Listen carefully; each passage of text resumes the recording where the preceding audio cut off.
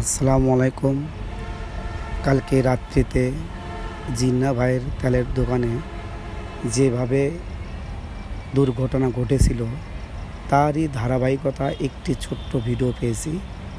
এই দেখেন কিভাবে বিস্ফোরণ হয়ে দোকানের ভিতর থেকে আগুন বের হলো।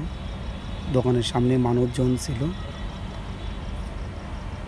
চোখ রাখুন। দেখেন ওই যে একজন পায়ে আগুন লেগেছে, তাই পাওনে দৌড়াদৌড়ি করতেছে। দেখেন ড্রাইভার ছোটাছুটি করতেছে। এই যে ড্রাইভার দেখেন,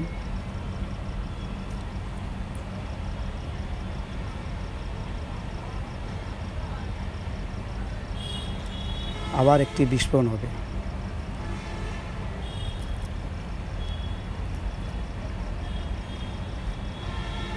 এই যে মানুষজন দুই একজন করে এগিয়ে আসতেছে।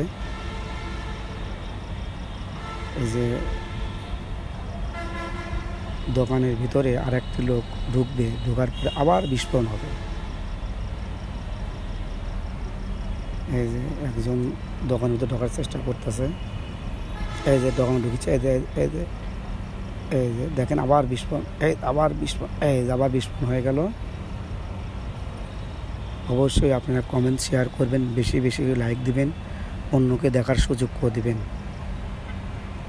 এটি ছোট্ট একটি ভিডিও আপনাদের দেখানোর চেষ্টা করতেছি। পরের ভিডিও আপনি অবশ্যই পাবেন।